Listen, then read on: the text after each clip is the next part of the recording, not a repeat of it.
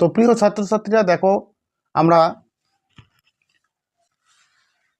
Sign, কস, tan, cosec, সেক, কট এদের যে 0 degree, 30 degree, 45 degree, 60 degree এবং 90 ডিগ্রি অ্যাঙ্গেলের মান অতি সহজে কিভাবে বের করব তার প্রসেসটা আমি দেখাবো।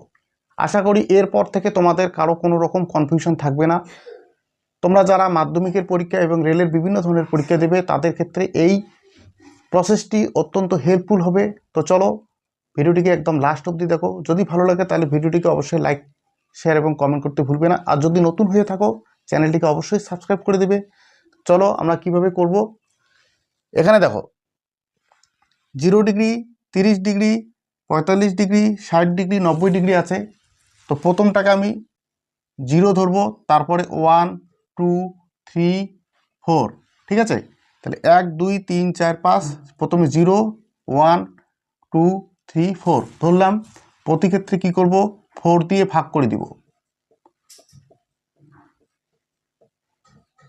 ভাগ করলাম, এরপর আমি প্রতি ক্ষেত্রে কি করব, রুট করে নিব, ঠিক আছে। তো রুট করলে আমি মান কি পাবো, দেখো 4 দিয়ে যদি 0কে ভাগ করি 0ই হবে, 0 রুট কি 0 হবে। এটার রুট কি হবে, 1-এর রুট তুলে দিলে 1 হবে, 4-এর রুট তুলে দিলে 2 হবে।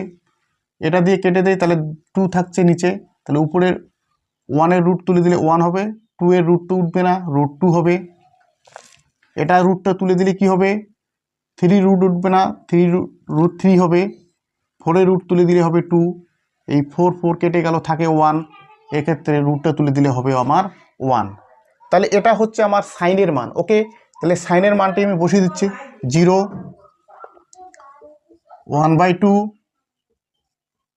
1/√2,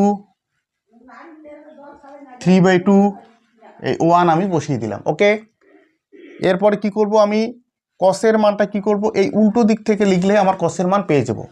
তাহলে এই যে 1√3/2, 1/√2, 1/2, 0, ঠিক আছে।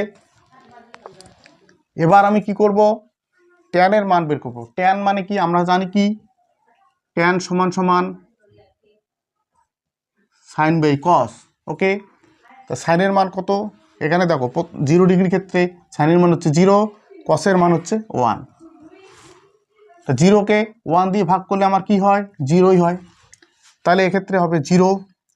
তো এটা ভাগ করলে আমার কী পাবো, 2 2 ক্যান্সেল গেল, 1/√3, এই √2 ক্যান্সেল গেল, তাহলে থাকছে এখানে 1, এই 2 2 ক্যান্সেল গেল, থাকে কি √3। যদি 1কে 0 দিয়ে ভাগ করি তাহলে এটা কি হবে, অনির্দিষ্ট, ঠিক আছে, এটা অনির্দিষ্ট হবে। তাহলে এবার দেখো কোসেকের মান কিভাবে পাবো, সাইনকে যদি, সাইনের বিপরীত হচ্ছে কোসেক, মানে সাইন যেটা হবে তাকে উল্টে দিলে আমি কোসেক পাবো। সাইনকে উল্টে দিলে এখানে মনে মনে 1 ধরি, 1 উপরে যাবে, নিচে থাকবে 0, তো 0 দিয়ে কি ভাগ যাবে, তাহলে এটা কি হবে, অনির্দিষ্ট, অনির্দিষ্ট। ওকে, এটাকে উল্টে দিলে কি হবে, 2 হবে, এটাকে উল্টে দিলে কি হবে, √2, এটাকে উল্টে দিলে উপরে 2, নিচে √3, এটাকে উল্টে দিলে কি হবে, 1, ঠিক আছে। এবার যদি আমি কসকে উল্টে দেই তাহলে কি পাবো, আমি কসকে উল্টে দিলে পাবো সেক। তো উল্টে দেই, এটাকে উল্টে দিলে পাবো 1, এটাকে উল্টে দিলে পাবো কি 2√3, এটাকে উল্টে দিলে পাবো √2, এটাকে উল্টে দিলে পাবো 2, এটাকে উল্টে দিলে পাবো কি অনির্দিষ্ট।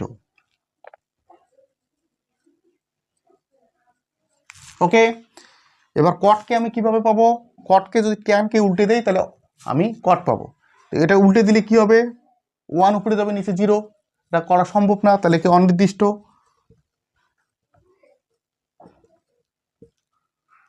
ঠিক আছে। এই ট্যানকে আমি এটাকে উল্টে দিলে কি হবে, √3, এটা উল্টে দিলে 1, এটা উল্টে দিলে কি হবে 1/√3, আর এটাকে উল্টে দিলে কি হবে আমার,